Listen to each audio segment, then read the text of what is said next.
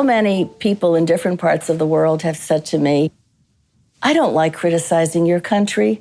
We really have always wanted to be like America, to be like you in terms of what you stand for, in terms of the freedom, in terms of the equality that we see in your society.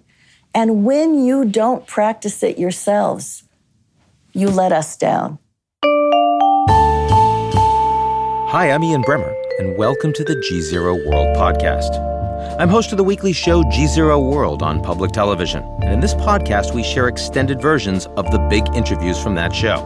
This week, I sit down with Melanne Verveer, Executive Director of the Institute for Women, Peace, and Security at Georgetown University. Melanne was also the first U.S. ambassador at large for global women's issues. Today, I'll ask her about the geopolitical impact of the Me Too movement and how the global landscape looks for women in foreign policy today. Let's get to it.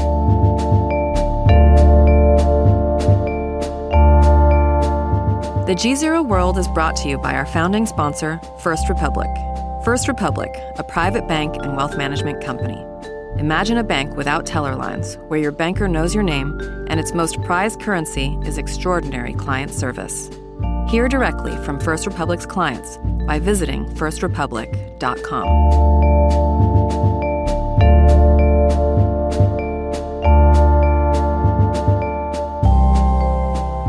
Ambassador Melanne Verveer, thank you very much for joining me. Oh, Ian, it's a pleasure to be here. Thank you. We have a world run mostly by guys.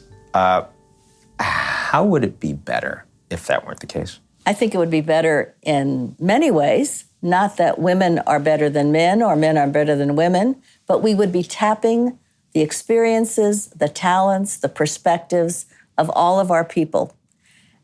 Diversity is a plus. Diversity is an advantage.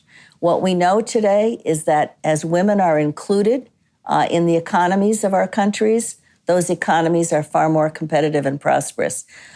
They're jobs creating, they're GDP growing, they're enhancing inclusive prosperity. Where women are engaged in politics, they bring a different dynamism to the political discourse and to political outcomes.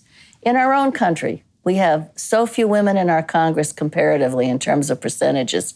But if you look back at some of the achievements that matter for us as a country to benefit women, families, et cetera, women have come across their party divides, whether it's been Title IX, which has given all those young female Olympians, had a lot to do with their medals, whether it's having a strong violence against women law, whether it's some of the decisions that have been made in terms of health coverage, it has made a difference.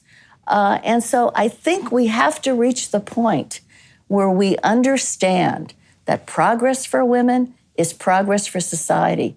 It's a benefit to all of us. Yes, it's the moral thing to do. Gender equality is the right thing to do. But it is the smart thing to do as well. Now, how much of this is kind of the natural outgrowth of globalization? And, world's getting wealthier, people are living in cities, women are going to do better as a consequence of that. How much of this do you see direct intervention from, sort of the West in making a difference? How do you shake that out? I think it does make a difference. I think women benefit enormously from trade, for example. They're not usually figured to be major players in trade, but I've seen in places like Africa where we've got the United States has AGOA, the Africa Growth Opportunity Act, which takes away the tariffs if one is exporting to the States. As women know what their opportunities are, as they move from, as I saw firsthand, from just growing nuts on trees from that agrarian-based society to understanding how that can be turned into products, creams and spas. I remember sitting with a woman, several of them that we brought to a ministerial, so that the ministers could hear firsthand, economics ministers, not women's ministers, but ministers who are dealing with the economy to understand, as this woman from Ghana said, Mr. Minister, my products today are on the docks in Newark, New Jersey, and in Tokyo, Japan. Now, if we look around the world, in many of these issues, the United States is not quite where we'd want it to be, right? I mean, on the one hand, you look at the top corporate leaders and the top financial leaders in the U.S., very few women in those ranks right now. You've had women heads of state in Latin America, in Asia, across Europe, haven't had one in the United States yet. How come? There are probably a lot of reasons. Maybe you're in a better position to answer this. I am but not. You're exactly right in terms of the reality. We're the only industrialized country in the world that doesn't have paid maternal leave. It should be parental leave. We don't have adequate child care for the way the workplace has changed. We are behind, as you pointed out, in terms of women on boards, in terms of women in top management, in terms of women in politics. We've got 20% women in our Congress, which is a very low number compared to most countries. On the World Economic Gender Gap Report, we've dropped to 45th place. Yeah. We have to do better. And I think in our own country, we are not paying sufficient attention to, and this goes to our politics and the people who represent us, to these issues that matter greatly to American families, not just to women. Progress for women is progress for society. If we really buy that this is an economic no-brainer, that bringing women in at every level is only going to make it positive. If the United States is an individualistic, entrepreneurial, free market, go-go growth place, in principle, you would expect that the U.S. would therefore be leading the world on bringing women into every level everywhere. And yet, we're not seeing that. We're seeing the Scandinavians, who aren't exactly go-go growth, right? Right. As taking the lead there. So what do you think, where's the disconnect? I think we could be doing that much better. Certainly on entrepreneurship, I saw some research recently that said that women run businesses in the United States. If they were a country, their GDP would be 5th in the world. So there is this energy, this GDP growth, economic push that women are making in the United States. Now, it could be that much greater. What's happening in the workplace, you find so many women who are at the lower levels of our economy stuck. We have benefits that we could incentivize and provide that would have bigger payoffs. So yes, where it's happening, it has big payoffs, but it's not happening as much as it should happen. And I think the United States should lead. I agree with you absolutely. Who are the next leaders, women leaders in the world that we're going to pay attention to? I mean, today you look at Christine Lagarde, you look at Angela Merkel. It's not a large group, right, of women that are really among the leaders of the free world. Who do you think in 5 and 10 years' time? Some people you'd point to that say, Ian, I think you should watch them. Well, I don't have ready names, but certainly there is women's leadership that is manifesting itself today. You look at the president of Estonia, who was very impressive. She's young. PhD physicist by training, I think, right? She's very impressive. A mayor was just elected in Tunisia, a female of all places. Tunisia is not in the best of situations economically, politically. Well, politically, the most democratic. It may be the only Arab Spring country that makes it, and we hope they do, obviously. Yeah. But she's somebody to watch because she is from the Ennahda Party, and so she has to traverse the social divide in Tunisia. But if she succeeds and presents that new model of female leadership, I think it will make for a very good situation there. I mean, that is a country where there was an attempt when they were rewriting the Constitution after their revolution to take women's equality out of the Constitution. It became a huge issue. It was going to turn into women's complementarity. And it didn't happen because there was such a strong ferment out of the larger society, even though there was tremendous pushback separate from but some equal quarters. Didn't work very well in the United States. No, it didn't work very well for us or for anybody. So I want to ask you about the Saudis. Because here's one where on the one hand, there seems to be a real commitment to making life different for women that have been truly treated as second-class citizens. On the other hand, very controversial and maybe some backsliding. We see a lot of women activists that have recently been detained without perhaps a lot of due process. Where do you see the Saudis right now? Well, I know that MBS, Mohammed bin Salman, the Crown Prince. The Crown Prince has conveyed the fact that he really wants to bring that society into the 21st century. Whether the pact between the ruling parties and the Wahhabis actually can be torn apart so that that can happen, I think remains to be seen. There are some things that are happening there, however, under his leadership that are very troubling. You alluded to them. Women who were the pioneers, many of them, in pushing for women's right to drive, which seems, not like the biggest deal in the world, yet to emancipate them in that way, are in prison. Samar Badawi is in prison because she has been a strong advocate for women's rights. Other women are also there. The contretemps with Canada is inexplicable to me.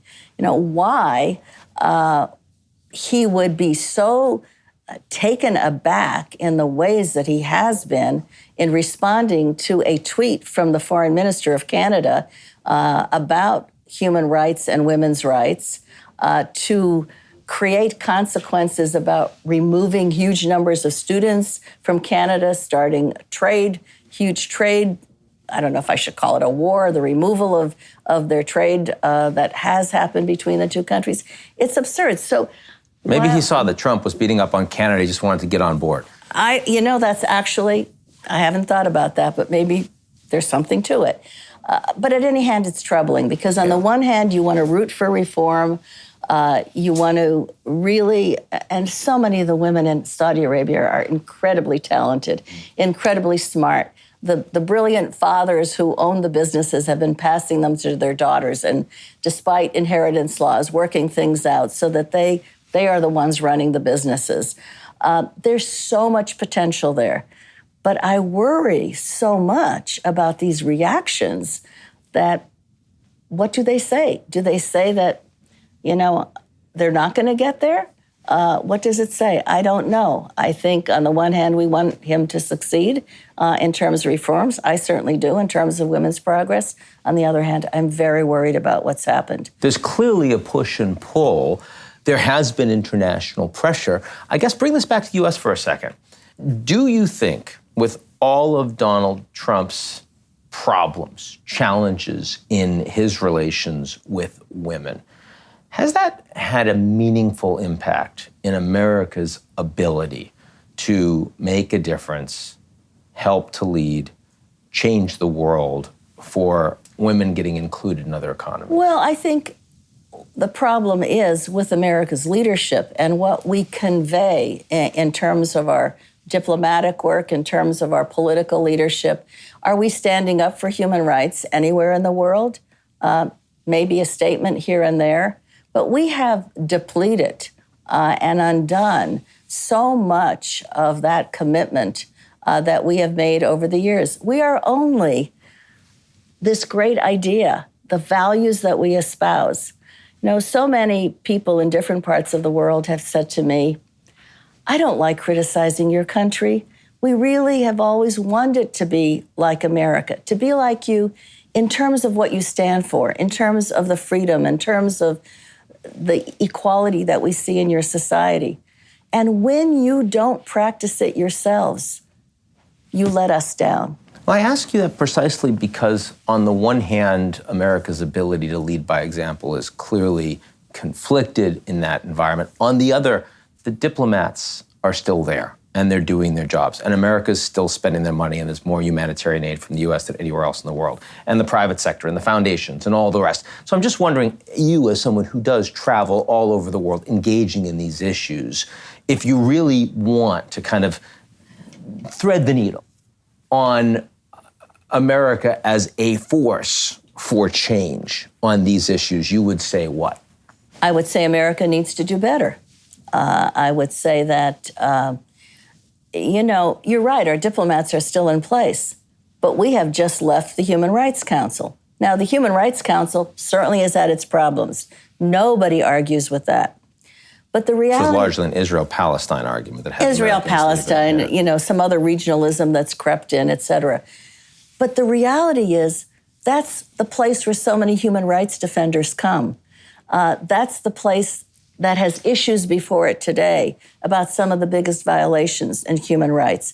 That's the place when it creates the evidence base that oftentimes that becomes the evidence that brings the prosecutions for crimes against humanity or war crimes. It's a forum that we should lead in. When you remove yourself, you can't be the voice for change or upholding the voice for values. So, yes, we have people in place, but are our diplomats struggling as they might, upholding what they know to be the right thing?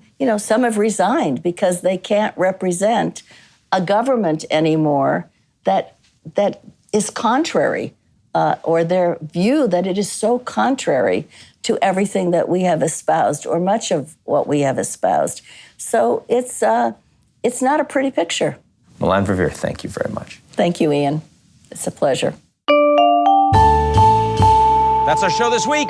We'll be right back here next week, same place, same time, unless you're watching on social media, in which case it's wherever you happen to be. Don't miss it. In the meantime, check us out at GZEROmedia.com.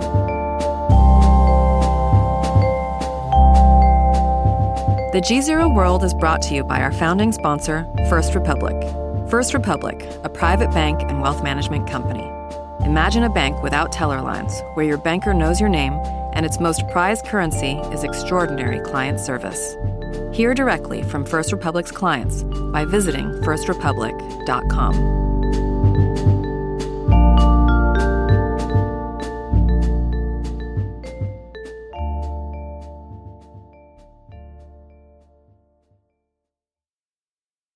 You're listening to the GZERO World with Ian Bremmer podcast, your weekly geopolitical deep dive into the world's biggest news stories, featuring in-depth conversations with global leaders and newsmakers. To get more of GZERO's insights on global politics every morning, sign up for our free newsletter, GZERO Daily, at gzeromedia.com.